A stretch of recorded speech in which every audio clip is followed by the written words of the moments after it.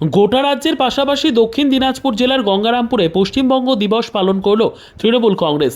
পশ্চিমবঙ্গ দিবস উপলক্ষে মঙ্গলবার গঙ্গারামপুর নিউ মার্কেট এলাকায় অবস্থিত তৃণমূল কংগ্রেসের জেলা কার্যালয় থেকে বের করা হয় এক বর্ণাঢ্য শোভাযাত্রা।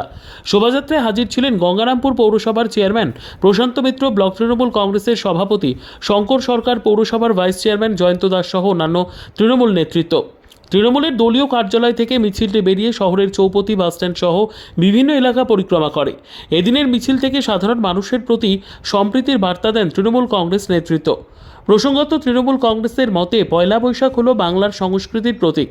এই দিনটি বাঙালির ঐতিহ্য ও সংস্কৃতির সঙ্গে ওতপ্রোতভাবে জড়িত, তাই এই দিনটিকেই পশ্চিমবঙ্গ দিবস হিসেবে পালন করা উচিত।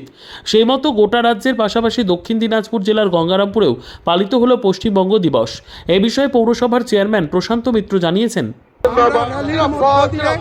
এবং তার সঙ্গে সঙ্গে আমরা সমস্ত দক্ষিণ দিনাজপুরের সমস্ত মানুষকে আমরা একটাই বার্তা পৌঁছে দিতে চাই যে যেহেতু বাংলা সমস্ত সম্প্রদায়ের মানুষের বসবাসের বাংলা, সেই কারণে এই বাংলায় যাতে শান্তি বিরাজ করে, সমস্ত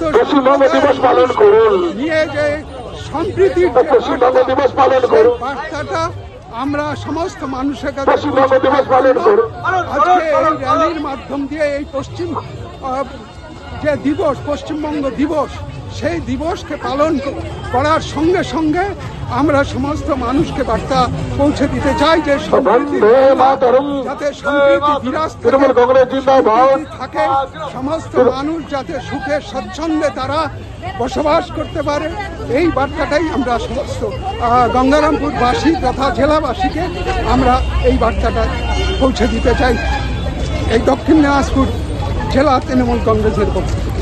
ব্যুরো রিপোর্ট, উত্তর বাংলা সংবাদ।